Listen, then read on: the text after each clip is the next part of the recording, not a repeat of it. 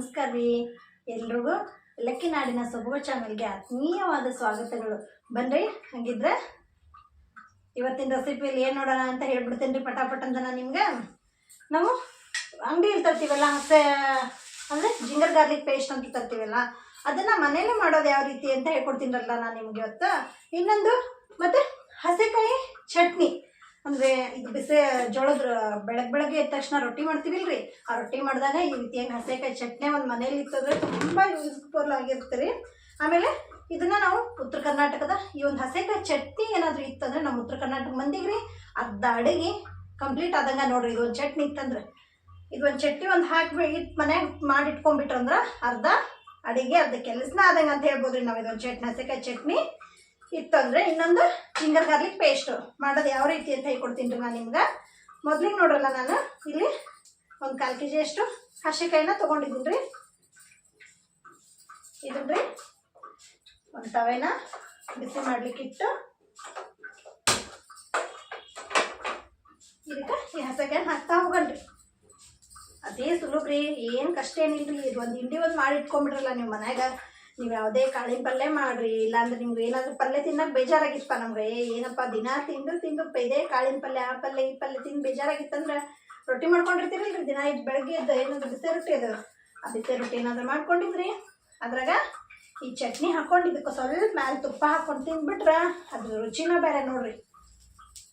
ಆ ರುಚಿ ಮುಂದೆ ಯಾವ ರುಚಿನೂ ಇಲ್ಲ ಅಂತ ಹೇಳ್ಬೋದ್ರಿ. ನಾವು ಅಷ್ಟು ಚಲೋ ಆಗ್ತದೆ ನೋಡ್ರಿ. ಇದು ನೀವು ತಿಂಗಳಾನ್ಗಟ್ಲೆ ನಾ ಮಾಡೋ ರೀತಿ ಏನಾದರೂ ಮಾಡ್ಕೊಂಡ್ರಿ ಅಂದ್ರೆ ತಿಂಗಳಾನ್ಗಟ್ಲೆ ಸ್ಟೋರ್ ಮಾಡಿಟ್ರು ಕೂಡ ಸ್ವಲ್ಪನೂ ಕೂಡ ಕೆಡಲ್ರಿ. ಈ ಚಟ್ನಿ ಹಾಗೆ ಇರ್ತದ್ರಿ. ಇದು ನೋಡ್ರಿ ನಾನು ಒಂದು 1/4 kg ಅಷ್ಟು ಮೆಣಸಿನ್ಕಾಯಿ ತೊಗೊಂಡಿನಿ ರೀ. ಇದು ತುಂಬ ತೆಗಿತಿದ್ದೀನಿ ರೀ ನಾನು. ತುಂಬ ತೆಗೆದು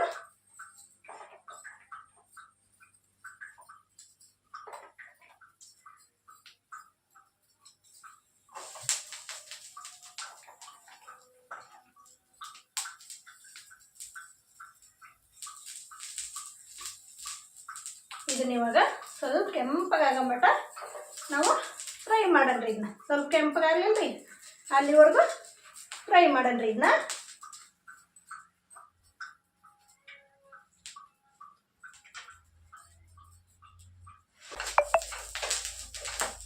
ನೋಡ್ರಲ್ಲ ಇದು ಸ್ವಲ್ಪ ಫ್ರೈ ಆಗತ್ತನ ಹಿಂಗೆ ತಗವೆಲ್ಲ ಫ್ರೈ ಮಾಡ್ಬೇಕು ಚೆನ್ನಾಗಿ. ನಾವು ಇದು ಫ್ರೈ ಮಾಡೋ ಜೊತೆಗೆ ಇದಕ್ಕೆ ಬೆಳ್ಳುಳ್ಳಿ ಬೇಕ್ರಿ. ಬೆಳ್ಳುಳ್ಳಿನ ಸುಲ್ಕೊಂಡ್ಬಿಡಣ್ರಿ ನಾವು.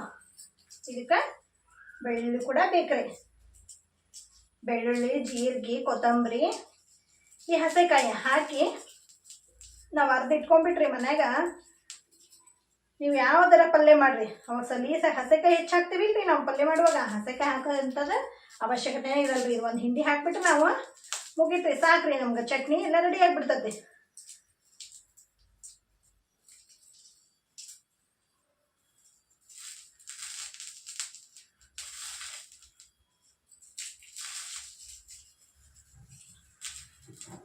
ನೋಡಿರಿ ಈ ರೀತಿಯಾಗಿ ತಗೋದು ಇಟ್ಕೊಂಡ್ರಿ ನಾವು. ಇದನ್ನ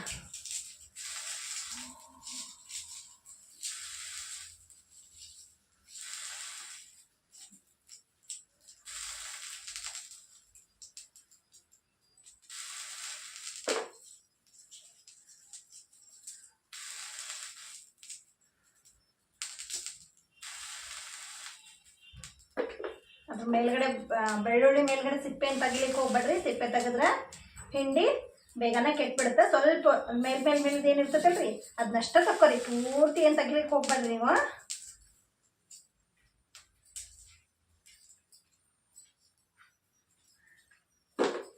ಇದು ನೋಡ್ರಲ್ಲ ಇಷ್ಟು ಫ್ರೈ ಆತ್ರಿ. ಇಷ್ಟು ಫ್ರೈ ಆತಂದ್ರೆ ತೆಗೆದ್ಬಿಡ್ತೀನಿ ರೀ. ಇವಾಗ ಪ್ಲೇಟಿಗೆ ಹಾಕಿ ತಕ್ಕೊಂಡ್ರಿ. ಇವಾಗ ನೋಡ್ರಲ್ಲ ಇಲ್ಲಿ ಬೆಳ್ಳುಳ್ಳಿ ಹಾಕೊಂಡ್ರಿ. ಇದಕ್ಕೆ ಇವಾಗ ಸ್ವಲ್ಪ ಜೀರಿಗೆ ಹಾಕೊಂಡ್ರಿ. ಸ್ವಲ್ಪ ಜೀರಿಗೆನ ಜಾಸ್ತಿನ ಹಾಕ್ರಿ. ಜೀರಿಗೆ ಹಾಕೋದ್ರಿಂದ ಚಟ್ನಿ ಇನ್ನೂ ತುಂಬ ಟೇಸ್ಟಿಯಾಗಿ ಅನಿಸ್ತೈತಿ ರೀ. ತಿನ್ಲು ಕೂಡ ರುಚಿ ಅನಿಸ್ತೈತಿ. ಇವಾಗ ಇದನ್ನ ತಣ್ಣಗಾಗಕ್ಕೆ ಬಿಡಲ್ರಿ. ಮೆಣಸಿನ್ಕಾಯಿ ಸ್ವಲ್ಪ ತಣ್ಣಗಾಗಿದೆ, ತೀರಾ ಬಿಸಿ ಇರುವಾಗಲೇ ಹಾಕಕ್ಕೆ ಹೋಗ್ಬೇಡ್ರಿ. ಬಿಸಿರುವಾಗ ಹಾಕಿದ್ರನ್ನ ನೋಡ್ರಲ್ಲ ಇಷ್ಟು ಒಂದಿಷ್ಟು ಕೊತ್ತಂಬರಿ ಸೊಪ್ಪು ತೊಗೊಂಡಿದ್ದೀನಿ ರೀ. ಇಲ್ಲಿ ಕೊತ್ತಂಬರಿ ಸೊಪ್ಪು ಹಾಕನ್ರಿ ಇದಕ್ಕೆ. ಇವಾಗ ಜೀರಿಗೆ ಚಟಪಟ ಚಟಪಟ ಚಟಪಟ ಅಂದಂತ್ರಿ ಇದನ್ನ ತೆಗೆದು ಸ್ವಲ್ಪ ತಣ್ಣಗಾಗಿ ಬಿಟ್ಬಿಡನ್ರಿ ನಾವು.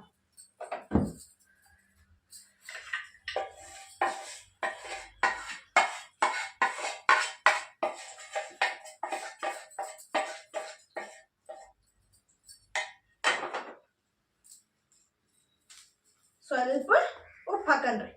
ಉಪ್ಪು ಹಾಕೋದ್ರಿಂದ ಹಿಂಡಿ ಕೆಡಲ್ಲ ರೀ. ಸ್ಟೋರ್ ಮಾಡಿ ಇಟ್ಕೊಳಕ್ಕೆ ನಮ್ಗೆ ಹೆಲ್ಪ್ ಮಾಡುತ್ತೆ ರೀ ಇದು. ಉಪ್ಪು ಜಾಸ್ತಿ ದಿನಗಂಟ್ಲೆ ನಾವು ಸ್ಟೋರ್ ಮಾಡಿ ಇಟ್ಕೋಬೋದು ರೀ. ಇದು ಸ್ವಲ್ಪ ತಣ್ಣಗಾಗಲ್ರಿ ಅಲ್ಲಿವರೆಗೂ ಬಿಡನ್ರಿ ಅದನ್ನ ಹಂಗೆ ಸ್ವಲ್ಪ ತಣ್ಣಗಾಗೋವರೆಗೂ. ಇವಾಗ ನೋಡ್ರಲ್ಲ ನಾನು ಇನ್ನೂ ಒಂದು ಹೇಳ್ದಿಲ್ರಿ ನಿಮ್ಗೆ, ಜಿಂಜರ್ ಗಾರ್ಲಿಕ್ ಪೇಸ್ಟ್ ಮನೇಲೆ ಯಾವ ರೀತಿಯಾಗಿ ಸ್ಟೋರ್ ಮಾಡಿ ಇಟ್ಕೋಬೋದು ಅಂತ. ನೋಡಿ ಇಲ್ಲಿ ಜಿಂಜರ್ ಗಾರ್ಲಿಕ್ ಪೇಸ್ಟ್ ತೊಗೊಂಡಿದ್ದೀನಿ ರೀ ನಾನು. ಅಂದರೆ ಇದಕ್ಕೆ ಸ್ವಲ್ಪ ಮೇಲ್ಗಡೆ ಸಿಪ್ಪೆ ತೆಗಿಬೇಕಿಲ್ರಿ, ನಾವು ಬೇಗ ಸಿಪ್ಪೆ ಉಚ್ಬೇಕಂದ್ರಿದ್ದು.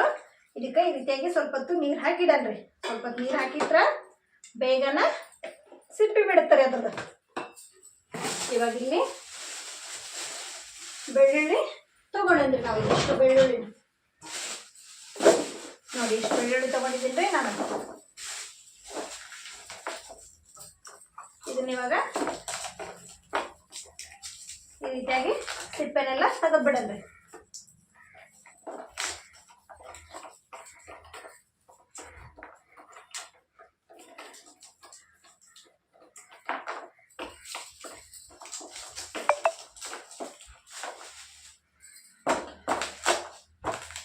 ಈ ಥರ ಒಂದು ಕಲ್ಲು, ಇದಕ್ಕೆ ನಾವು ಗುಂಡ್ಕಲ್ಲು ಅಂತ ಕರಿತೀವ್ರಿ. ಇದು ಗುಂಡ್ಕಲ್ಲಿನೇ ಈ ಥರ ಆಗಿ ಹಿಂಗೆ ಮಾಡಿದ್ರೆ ಬೇಗನೆ ಅದು ಬೇಳೆ ಪೀಸ್ ಪೀಸಾಗಿ ಬರ್ತೈತೆ ರೀ. ಅದಕ್ಕೆ ಈ ರೀತಿ ಮಾಡನ್ರಿ ಈಗ ನಾವು.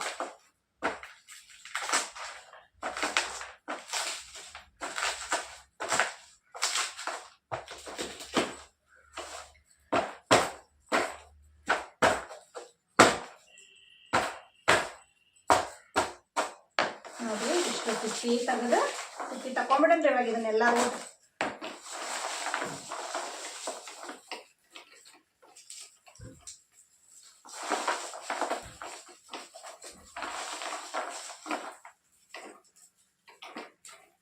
ಈ ರೀತಿಯಾಗಿ ನೀವು ಮನೇಲೆ ಜಿಂಜರ್ ಗಾರ್ಲಿಕ್ ಪೇಸ್ಟ್ನ ಸ್ಟೋರ್ ಮಾಡಿ ಇಟ್ಕೊಂಡ್ರಿ ಎಷ್ಟು ಅನುಕೂಲ ಆಗ್ತದೆ ಅಂತ ಮಾಡ್ರಿ. ಎಲ್ಲದಕ್ಕೂ ಪ್ರತಿಯೊಂದಕ್ಕೂ ನಾವು ಅಂಗಡಿಯಲ್ಲಿ ಹೋಗಿ ಪ್ಯಾಕೆಟ್ ತರೋಕ್ಕಿಂತ ಈ ರೀತಿಯಾಗಿ ಮನೇಲೆ ಸ್ಟೋರ್ ಮಾಡಿ ಇಟ್ಕೊಂಡ್ವಿ ಅಂದ್ರೆ ಎಲ್ಲದಕ್ಕೂ ಯಾವುದೇ ಸಾಂಬಾರಾಗಲಿ ಯಾವುದೇ ಇದು ಆಗಲಿ ಮಾಡಿದ್ರು ಕೂಡ ನಾವು ಅದಕ್ಕೆ ಹಾಕ್ಬೋದ್ರಿ.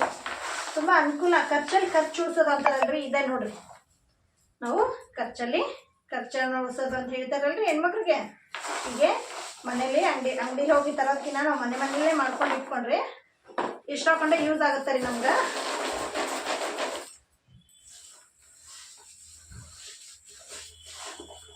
ಹಾಗಾಗಿ ಹಿರಿಯವ್ರು ಅಂತಿದ್ರು ಹಿಂದೋಗ ಎಲ್ಲ ಮನೆ ನಡ್ಸ ಹೊಡೆತೋಗ್ಬೇಕು ಕರೆಕ್ಟಾಗಿದ್ಲ ಅಂದ್ರೆ ಮನ್ಯಾಗ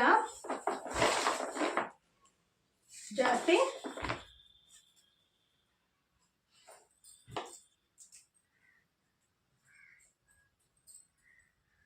ಖರ್ಚಿರಲ್ಲ ಅಂತ ನಾನು ಹಿಂದಂತಿದ್ರಿ.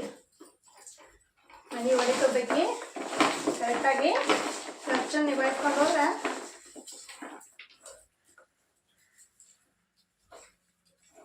ಈಗ ಬೆಳ್ಳುಳ್ಳಿನ ಕಡೆ ಹಸ ಎಲ್ಲನ ಸಿಪ್ಪೆ ತೆಗೆದ ಇವಾಗ ನಾನಿಲ್ಲಿ ಬೆಳ್ಳುಳ್ಳಿನ ಚೆನ್ನಾಗಿ ಸಿಪ್ಪೆ ಎಲ್ಲ ಹೊರಗಡೆ ತೆಗೆದು ಇಟ್ಕೊಂಡಿದ್ದೀನಿ. ಇದನ್ನ ಇವಾಗ ನಾನು ಮಿಕ್ಸಿ ಜಾರಿಗೆ ಹಾಕ್ತೀನಿ ರೀ. ನಂತರ ರೀ ನೀರಿಗೆ ಹಾಕಿದ್ನಿಲ್ಲ ರೀ ಹಸ ಎಲ್ಲ ಅವಾಗಲೇ ನಾನು ನೋಡ್ರಿ ಈ ರೀತಿಯಾಗಿ ನೀರಿಗೆ ಹಾಕಿದರೆ ನಾವು ಬೇಗ ಬೇಗ ಮೇಲ್ಗಡೆ ಸಿಪ್ಪೆ ಎಲ್ಲ ತೆಗೆದು ಬಿಡ್ಬೋದ್ರಿ. ಹಾಗಾಗಿ ನಾವು ಯಾವಾಗಲೂ ಹಸೆ ಎಲ್ಲ ಇದನ್ನ ಸಿಪ್ಪೆ ತೆಗಿಬೇಕಂದ್ರೆ ಮೇಲ್ಗಡೆ ಹಾಗೆ ತೆಗಿಲಿಕ್ಕೆ ಹೋದ್ರೆ ಬೇಗ ಬರೋದೇ ಇಲ್ಲರಿ ಇದು. ಹಾಗಾಗಿ ಈ ರೀತಿಯಾಗಿ ಒಂದು ಪಾತ್ರೆಗೆ ನೀರು ಹಾಕಿಬಿಟ್ಟು ಈ ರೀತಿ ತೆಗೆದ್ಬಿಟ್ರಿ ತುಂಬ ಸುಲಭವಾಗಿ ಮತ್ತು ಸಲೀಸಾಗಿ ಬಂದುಬಿಡುತ್ತೆ ರೀ. ಇದು ನಮಗೆ ತೆಗಿವಾಗ ಸ್ವಲ್ಪ ಬೇಗನೆ ಆಗಿಬಿಡುತ್ತೆ ರೀ. ಹಾಗಾಗಿ ನೀರಿಗೆ ಹಾಕಬೇಕು ರೀ. ನೋಡಿ ಇವಾಗ ಇದನ್ನು ತೆಗೆದ್ರಿ ನಾನು ಇದೆಲ್ಲ ಸಿಪ್ಪೆ ತೆಗೆದು ಇಟ್ಕೊಂಡಿದ್ದೀನಿ ರೀ.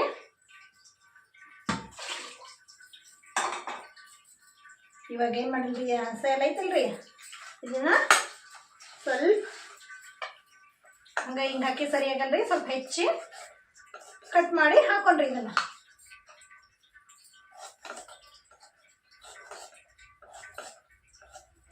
ನೋಡ್ರಿ ಈ ರೀತಿಯಾಗಿ ಕಟ್ ಮಾಡಿ ಹಾಕ್ಬೇಕ್ರಿ. ಇದನ್ನು ಇದನ್ನ ಆಲ್ಮೋಸ್ಟ್ ಎಲ್ಲ ಹೆಣ್ಮಕ್ಳು ಮನೇಲೇ ಮಾಡಿಟ್ಕೊಳೋದು ಉತ್ತಮ ಅಂತ ನಾನು ಹೇಳ್ತೀನಿ ನೋಡ್ರಿ. ಯಾಕಂದರೆ ಒಂದು ಪ್ಯಾಕೆಟ್ಗೆ ಇದು ಅಂಗಡಿ ತರಕ್ಕೆ ಹೋದ್ರಿ 5 ರಿಂದ 10 ರೂಪಾಯಿ, ಸಣ್ಣದೇ ಚಿಕ್ಕದೇ ಹೇಳ್ತೀನಿ ನಾನು. ಅಂದ್ರೆ 5 ರಿಂದ 10 ರೂಪಾಯಿ ಎಷ್ಟು ಇರ್ತದ್ರಿ, ಇಷ್ಟು ಇರ್ತದ್ರಿ, ಅದ್ರೊಳಗೆ ಅಷ್ಟೇ, ಇಷ್ಟರದಷ್ಟೇ ಇರ್ತದ್ರಿ.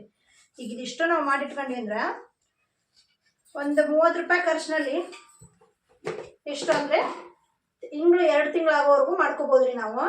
ಅದೇ ಅಂಗಡಿಗೆ ಹೋಗ್ತಂದ್ವಿ ಅಂದ್ರಿ 30 ರೂಪಾಯಿಗೆ ಎಷ್ಟು ಪ್ಯಾಕೆಟ್ ರೀ, 5 ರೂಪಾಯ್ದು ಆದ್ರಿ 6 ಪ್ಯಾಕೆಟು, 10 ರೂಪಾಯ್ದು ಆದ್ರೆ 3 ಪ್ಯಾಕೆಟ್ ಬರ್ತಾವ್ರಿ ಅಷ್ಟೇ ರೀ.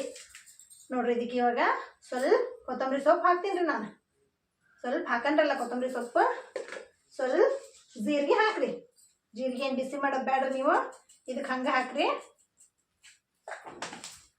ನಂತರ ರೀ ಸ್ವಲ್ಪ ಉಪ್ಪು ರೀ, ಸ್ವಲ್ಪ ಉಪ್ಪು ಹಾಕಂಡ್ರಿ. ಉಪ್ಪು ಹಾಕಿದ್ರಿ ಯಾವುದೇ ಐಟಮ್ ಕೂಡ ನಾವು ತಿಂಗಳಾನ್ಗಂಟ್ಲೆ ಇಟ್ಟರು ಕೂಡ ಕೆಡಲ್ರಿ. ಹಾಗಾಗಿ ಉಪ್ಪು ಹಾಕ್ಬೇಕ್ರಿ. ಯಾವಾಗ್ರಿ ಯಾವುದೇ ಸ್ಟೋರ್ ಮಾಡಿ ಇಟ್ಕೊತೀವಿ ಅಂದ್ರೆ ನೀವು ಉಪ್ಪನ್ನ ಹಾಕೇಬೇಕ್ರಿ. ಇನ್ನೊಂದು ತೋರಿಸಿದ್ನಿಲ್ರಿ ನಾನು ನಿಮ್ಗೆ ಹಸೆ ಖಾರದೊಂದು, ಅದು ಒಂದು ಇಲ್ಲಿ ಹಾಕ್ತೀನಿ ನೋಡ್ರಿ ಮಿಕ್ಸಿ ಜಾರಿಗೆ. ನಾನು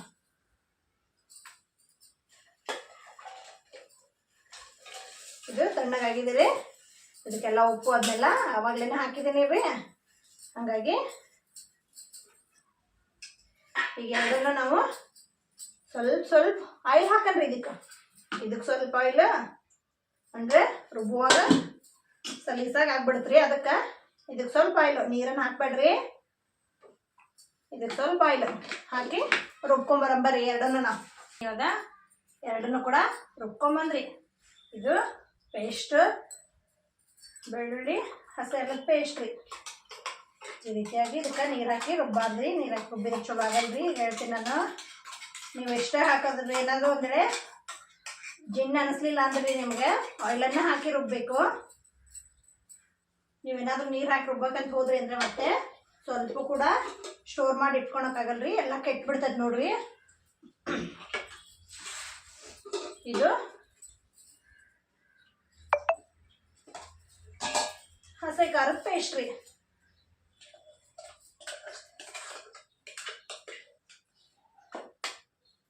ನಾನು ಆಲ್ಮೋಸ್ಟ್ ಯಾವಾಗಲೂ ಇದೇ ಥರನೇ ಸ್ಟೋರ್ ಮಾಡಿ ಇಟ್ಕೊತೀನಿ ರೀ. ಇದನ್ನು ಹಸೆ ಖಾರದ ಪೇಸ್ಟ್ನ ತೀರಾ ನುಣ್ಣಗೆ ರುಬ್ಲಿಕ್ಕೆ ಅಂತ ಹೋಗ್ಬೇಡ್ರಿ ನೀವು. ತೀರಾ ನುಣ್ಣಗೆ ರುಬ್ಬಿದ್ರಿ ಅಂದರೆ ಅಷ್ಟೊಂದು ತಡೆಯೋದಿಲ್ಲ. ಇಲ್ಲಿ ನಾನು ತೋರಿಸ್ತೀನಿ ರೀ. ಈ ರೀತಿಯಾಗಿ ತೊರಿಯಾಗಿ ರುಬ್ಬೇಕ್ರಿ ನೀವು ಇದನ್ನ.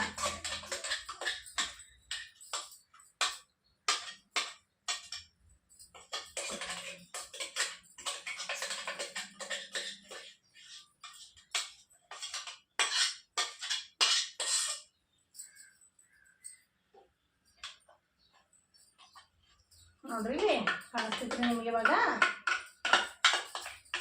ತೋರಿಸ್ತೀನಿ ಇದೆಲ್ಲ.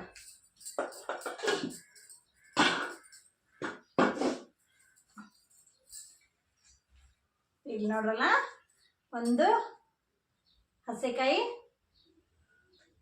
ಪೇಸ್ಟು ಮತ್ತು ಇನ್ನೊಂದು ಶುಂಠಿ ಬೆಳ್ಳುಳ್ಳಿ ಪೇಸ್ಟ್, ಜಿಂಜರ್ ಗಾರ್ಲಿಕ್ ಪೇಸ್ಟ್. ಇವೆರಡು ಪೇಸ್ಟ್ ಕಾಣಿಸ್ತೀವಿಲ್ಲ ನಿಮಗೆ, ಇವೆರಡು ಪೇಸ್ಟ್ ರೀ.